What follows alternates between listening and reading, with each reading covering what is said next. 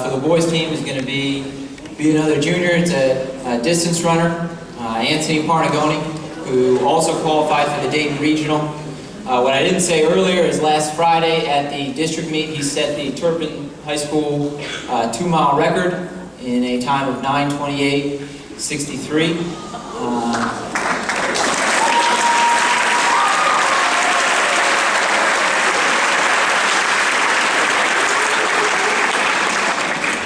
Again, if Mr. and Mrs. Kirchhoff are here, you want to go take a picture of that record board because Ryan's name is coming down.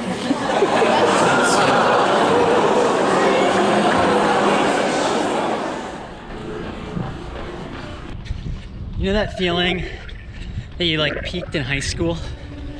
I think I've got it. Hold up, place go wild when I pull up.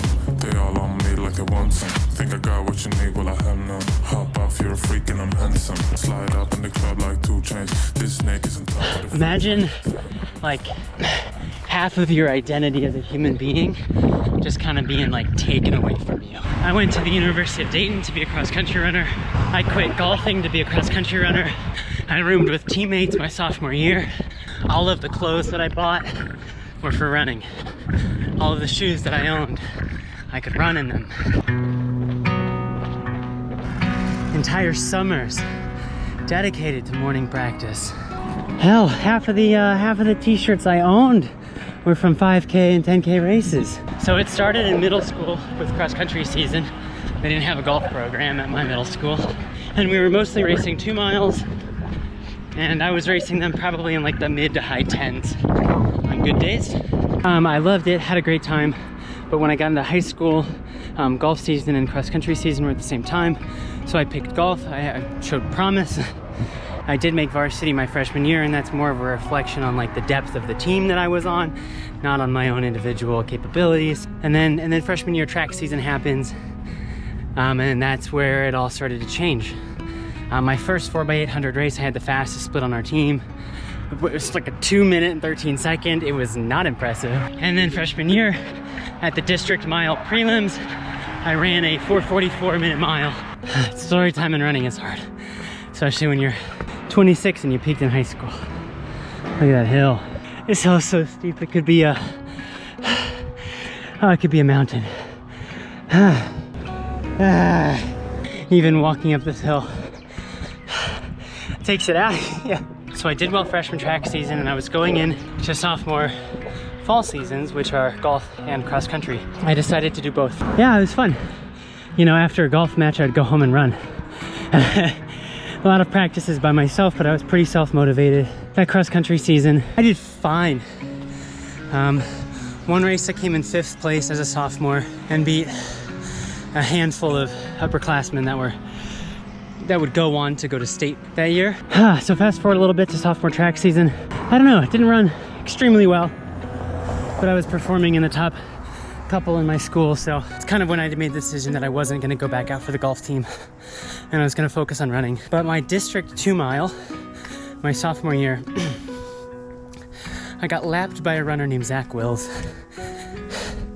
National level athlete, Gatorade Athlete of the Year, I think in Ohio.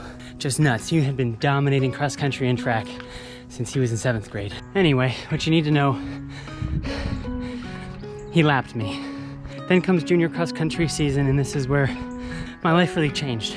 From the beginning of the season, I went from thinking that I was a 16:55K runner to a sub 16 runner that was gonna look to win every single meet that he ran in. I didn't do that, but I tried. And that's because my coach that you saw talking at the beginning, he started making me believe that I was a winner and that I needed to act like a winner if I was gonna win. If you don't believe in yourself, how are you gonna accomplish anything? Hold up, place go wild when I... And that's one of the many reasons why I'm running up these goddamn hills. This is the University of Cincinnati's campus. Doesn't it bring back memories for all of you? No, just me? That's fine. So my junior year cross country was also the year that I broke my first school record. It was a 15:58. I have the news clipping, I'll show it to you. And that's when the mentality shifted.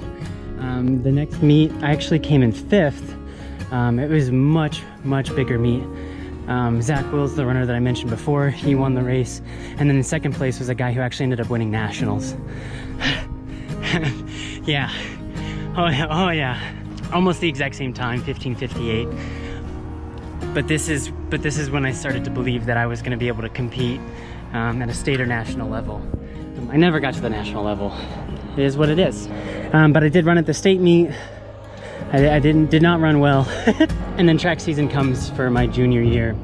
And this is where I started to say I set the 2 mile record for my school. I think it was a 9:26, but I don't know if I was a junior. I think I was. And then senior year, etc. I mean, I ended up, oh God, my PRs ended up being 15:48 for the 5K, 9:26 for the 2 mile, 4 minutes and 21 seconds for the mile, and a 1:58 in a 4x8 relay.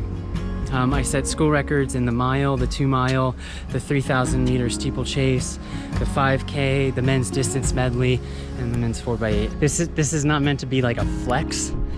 To where I am now is just such a shock because every time I run, it's painful, and the days after I run is painful. Okay, so fast forward a little bit, and I get recruited to run for the University of Dayton.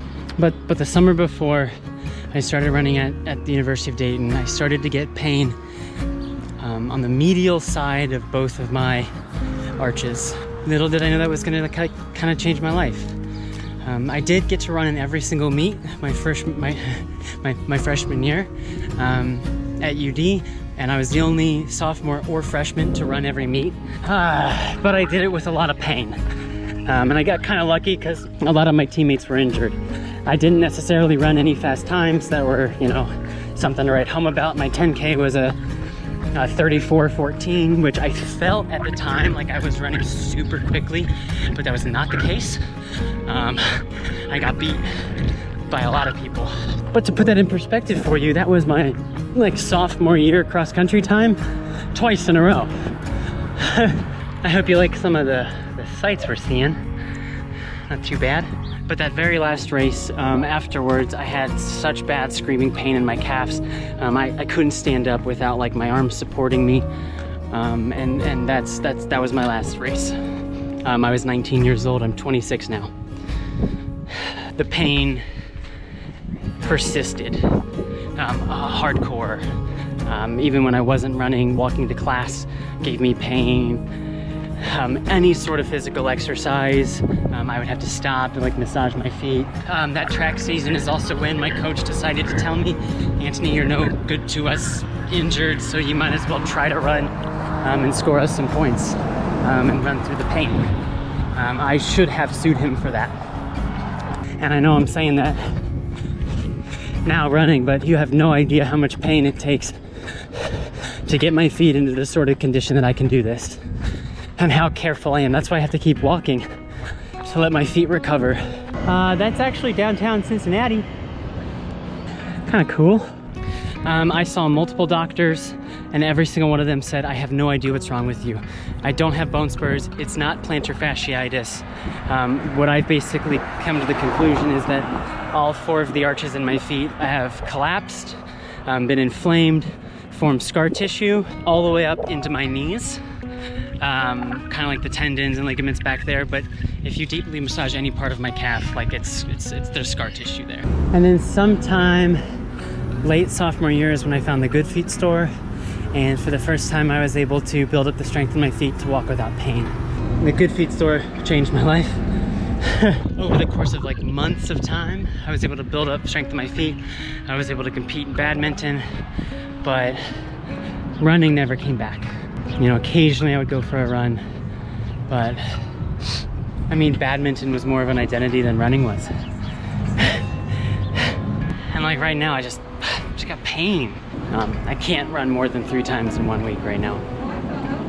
But that brings us to today, where I'm at. I want running to be a part of my life again. I've been running relatively consistently for about a month and a half. Baby steps.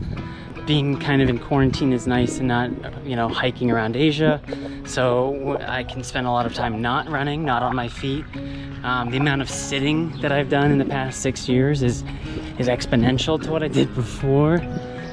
Just because like my feet needed rest, and now I have an opportunity to do that. And my ultimate goal, sub 4-minute mile.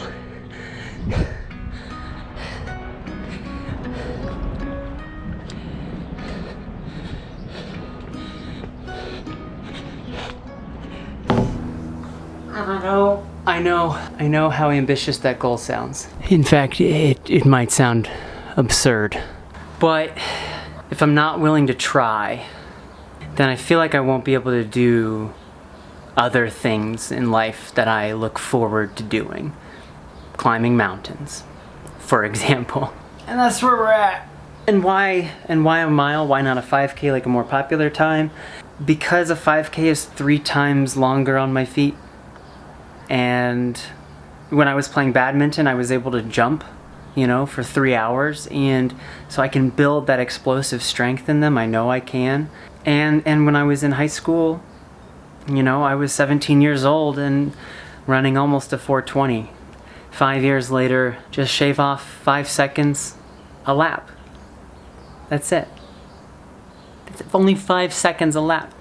I mean, and also this might not be very relatable, but I kind of miss being great at something. You know, I'm just like mediocre at a bunch of things right now, and it's not very inspiring. So, not that this will become like a predominantly running based channel or anything, but expect to see more of this. Antony being the running machine that he was born to be. My last thing, always date runners. All other athletes are players. See you next time. Hold up, place go wild when I pull up. They all on me like it wants some. Think I got what you need, well I have none. Hop off, you're a freak and I'm handsome. Slide up in the club like 2 chains. This snake is on top of the food chain. Stand out like a star, no new name.